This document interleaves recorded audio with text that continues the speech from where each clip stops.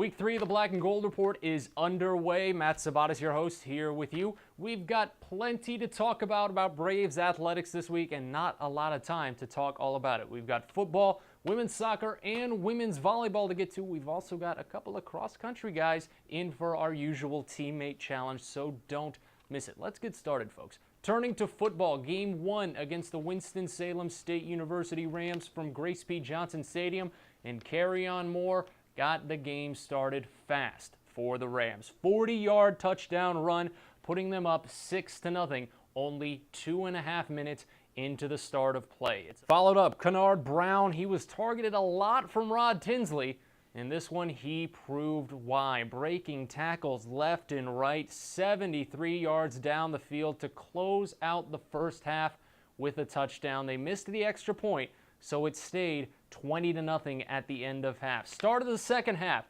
Braves, their first chance of the game. Intercepted down to the 5-yard line. Braves would score on the very next play, bring it within 2 scores.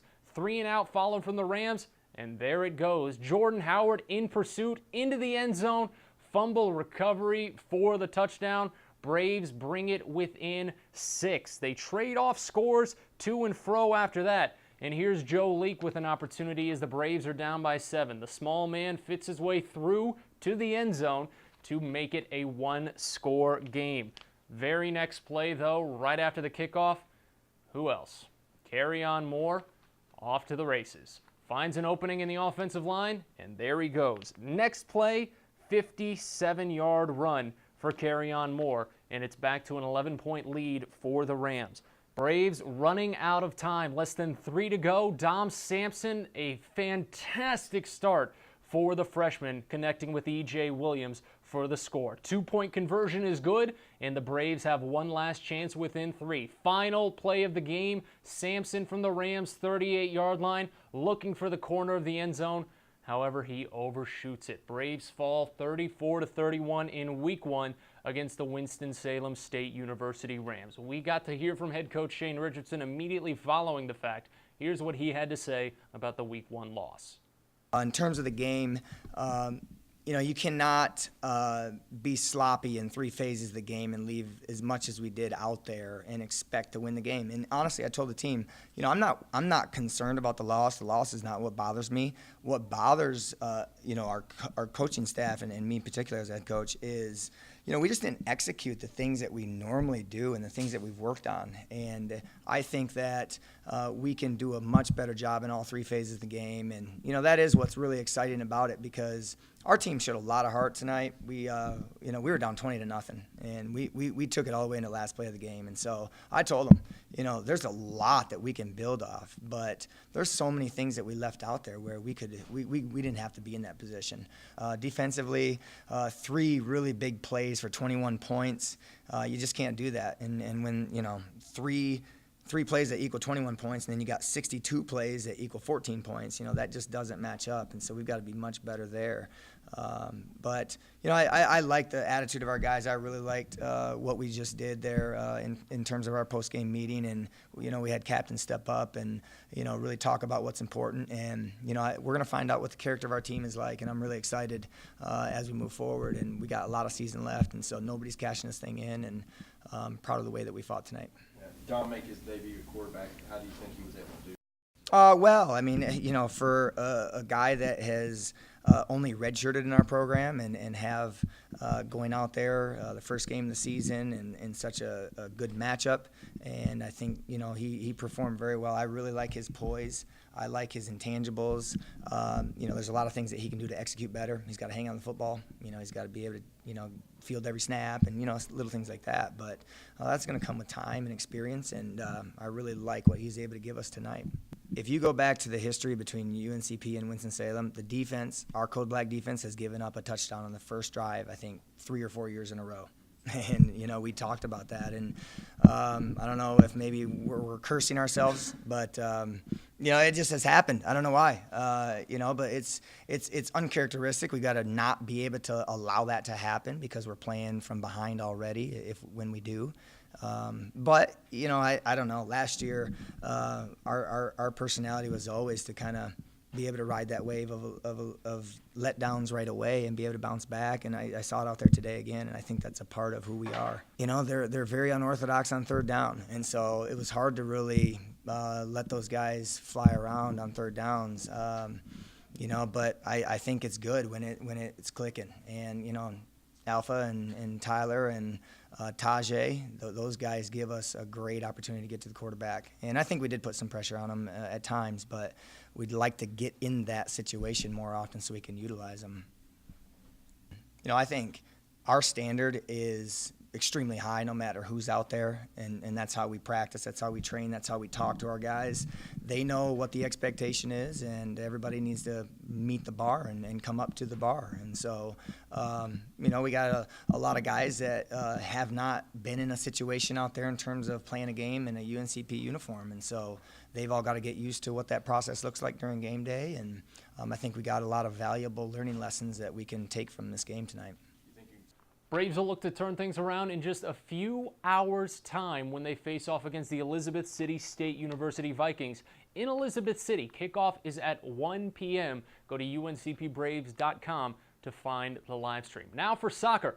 Braves had their first game of the year against Coker College rained out, so they had to start the home opener against Limestone being their first game of the year. Braves got plenty of chances as the game went on, but it was a brick wall in front of the net for Limestone. 6 shots on goal for Limestone in the first half, 5 for UNCP. Gina Ryan has been a bit of a monster in front of the net. One of the best goalies in the Peach Belt Conference last season, doing an excellent job this season. Jasmine Senecal-Guzman right there couldn't connect, going just a little high above the crossbar.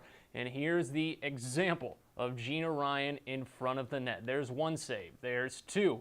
Bringing it on later in the first half, she keeps going, diving in front of that one to make another save for the Braves. We're still scoreless into the 18th minute as the Braves get it back across the pitch, but they couldn't connect in front of the net. Gina Ryan, she got taxed. And finally, Selena Bovalet found one into the back of the net. Braves fall in game 1 of the season to the number 21 ranked Limestone College, 1-0. Coker College, the game they had to make up, Braves turned it around, won 4-0, so they do have a bit of a bright spot to follow through with that. Coach Anderson and his crew will head to Anderson, South Carolina to take on Anderson University in just a few hours' time. 2 p.m. kickoff from Anderson, South Carolina. Go to uncpbraves.com to catch the stat rundown. Last but not least, women's volleyball home opener in a tri-match between Converse and Shaw University. Braves had a rough start to the season, including that first set loss to Converse, losing the first 13 sets of the season. But things finally started to get going. They won the second 2 of 3 sets. Converse, right there, able to force a deciding set 5 before the Braves finally started to pull things back. And Madeline Ashwell, the kill to incite the team. 3-2, the Braves pick up their first win of the year.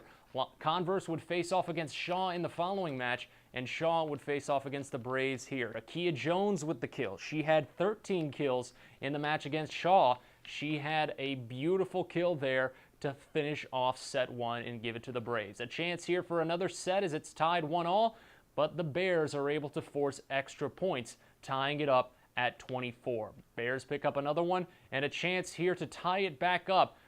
But the kill doesn't convert, and the Bears take set 3, 2-1 lead as the Braves now find themselves in a bit of a hole. Akia Jones again as the Braves are down 5 points, and a match point from the Bears finds its way out of bounds off the hands of the Braves. They drop that one 3-1. They fall to 1-5 on the season, and they've got a pair upcoming today at the FMU Invitational.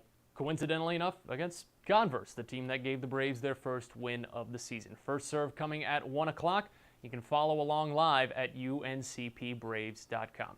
Coming up on the show, we sit down with head football coach Shane Richardson to give us his thoughts on last week's game against Winston-Salem State and the game coming in just a couple of hours against Elizabeth City State University. We've also got a pair of brothers in from the cross-country team to play our teammate challenge. Plenty to get to here on the Black and Gold Report, so stick with us right here on the Braves Media Network.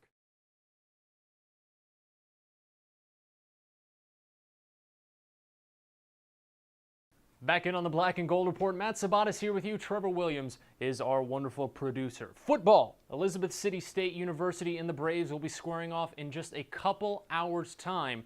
You can catch it all at uncpbraves.com. But until then, the other day I sat down with head coach Shane Richardson and picked his brain on last week's game and the upcoming game against Elizabeth City State and the Vikings. Let's get a taste of that.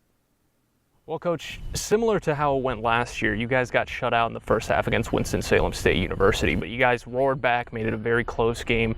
That first half, though, do you think that could have been accountable to the large amount of freshmen that you're having to start in this season?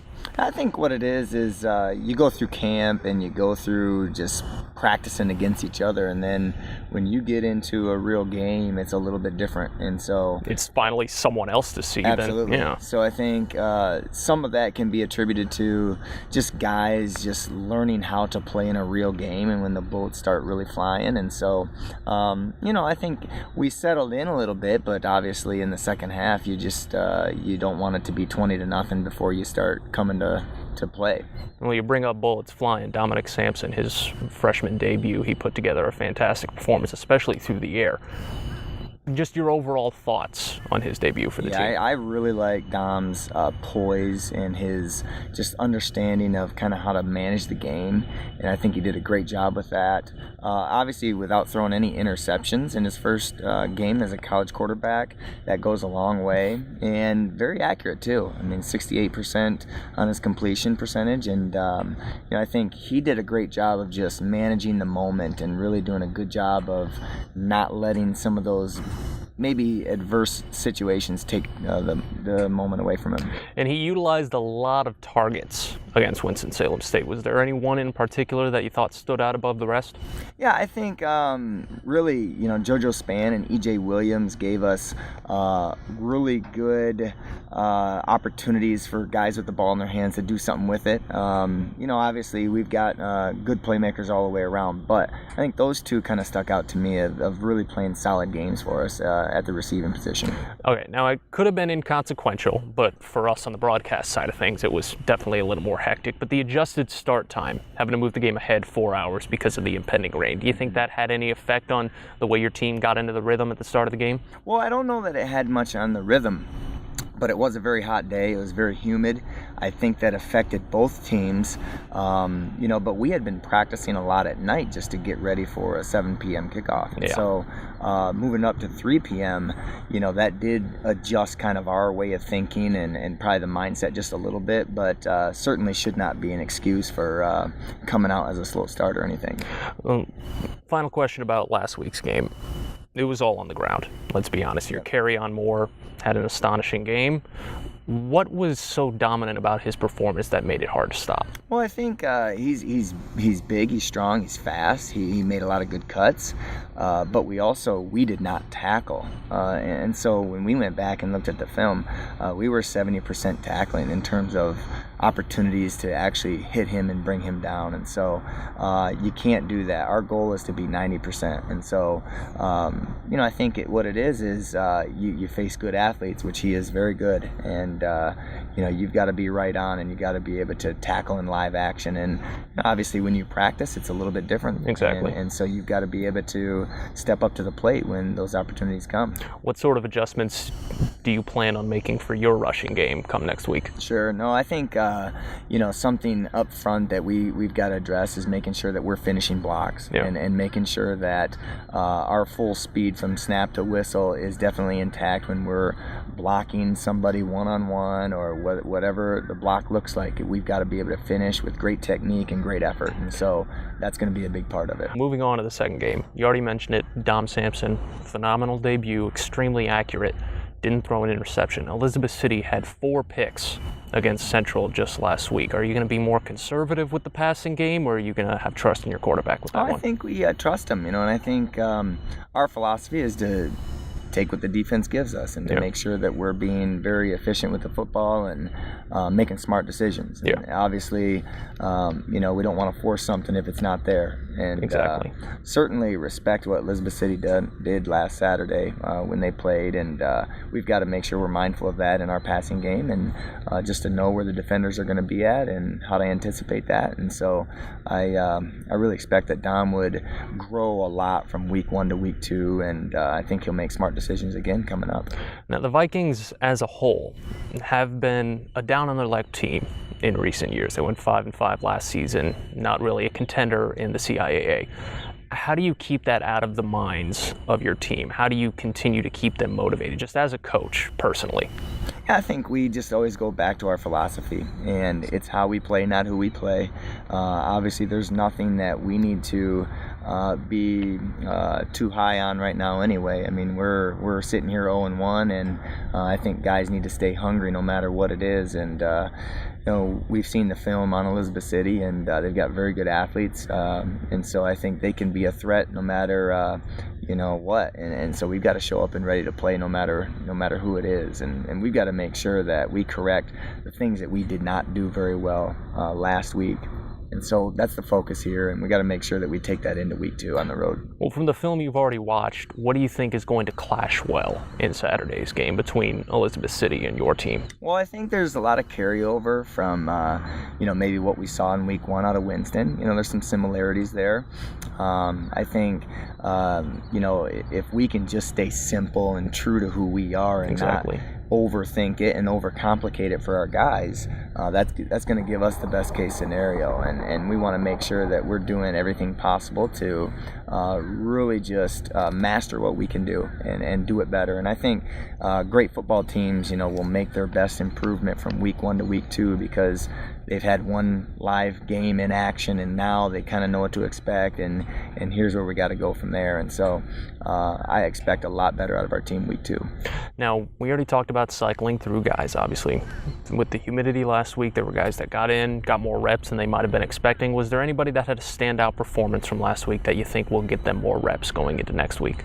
I don't know that necessarily the performance that warranted more reps per se. Yeah. I think what it is coaches we've got to be a smart coaching staff in terms of how we rotate and when the players are out there on the field. And so there's critical situations and scenarios that we've got to make sure we got the right personnel on the field. Exactly. And so we talk about as a team, no matter what your role is, whether you're a starter, a backup, a role player, just a special teams player, or whether you're not ready yet, whatever it is, all of those roles are vital in our team's success. And so none of those are less important than the others, and we want to make sure that everybody is really ready no matter when it is, and ready to step up, and the next man up mentality is certainly apparent with us. So All right, Coach. Well, again, as always, we appreciate your time, and we look forward to speaking to you next week. Yeah, thanks a lot, Matt. Head Coach Shane Richardson, I'm Matt Sabados. We'll be right back in just a few seconds right here on the Black and Gold Report.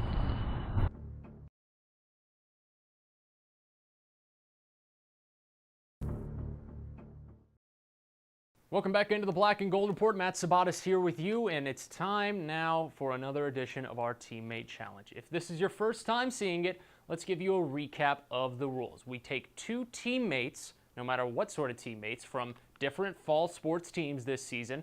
They will each answer questions. They will write down their answers to our reporter Trevor Williams' question on the whiteboard. They each receive 1 point for every matching answer on the whiteboard. You have 90 seconds to get as many right answers as you can, and the 2 highest scorers will play for the championship belt later on in the season. This week, we have Jonathan and Matthew Martin from the cross-country team. They're brothers, twin brothers, so they might be a little tough to beat. Let's give it to Trevor and see how they did. Okay, we're all set to go. Round 2 of the Teammate Challenge. This time we've got the Martin twins, Jonathan and Matthew, in here. Guys, you feeling ready to go? Yeah, ready. Yeah, ready to go. All right, here we go. You guys have the upper hand as you have been siblings. So we're going to start the clock in 3, 2, 1.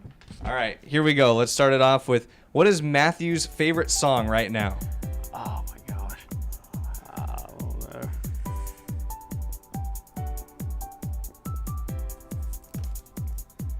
We got, no, it should be Nightcrawler, not Nikes. Okay, on to the next question. What? Who is more competitive of the 2? I'm just gonna abbreviate. Oh. Oh, we got no matching there. Okay, Jonathan thinks he's more competitive. Oh, All right, what is Pembroke's area code? Oh, jeez. Just like they call you all the time. Ooh, maybe they cheated there. Maybe they gave a hint. We'll see if they get the first one. Who does the best Coach Ormsby impression on the team? Oh, man. I got.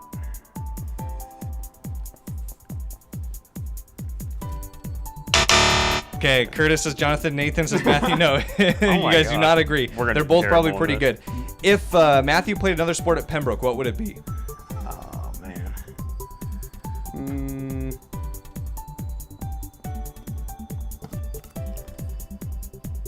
Baseball. Okay, yes, you guys agree. Yeah. That's perfect. Okay. On to the I'm next going question. on What is Matthew's favorite emoji?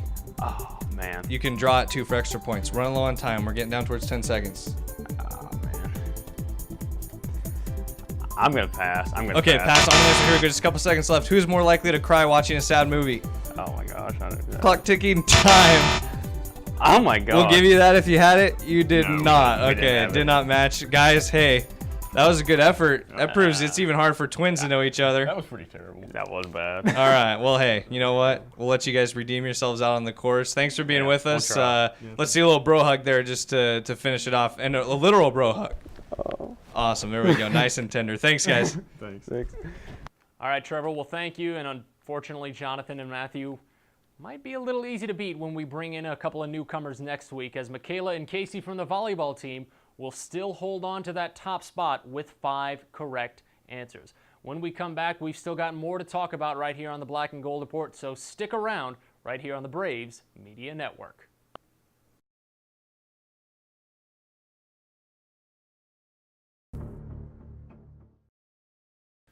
Welcome back into the Black and Gold Report. I'm your host, Matt Sabados. We'd like to thank you for joining us this week. We'd like to thank head coach Shane Richardson for stopping by. Also, Matthew and Jonathan Martin of the cross-country team stopping in for our teammate challenge. Next week, we sit down with head coach Shane Richardson, as we do every week, to follow up on the Elizabeth City State University game and to look ahead to the game against Catawba. We'll also have a talk with head coach of the cross-country team, Peter Ormsby, and a new pair of players in for our teammate challenge. It's been a lot of fun this week, folks, but we'll have to see you next time. For our producer, Trevor Williams, I'm Matt Sabados. Thank you for joining us. Have a great rest of your day. This has been the Black and Gold Report right here on the Braves Media Network.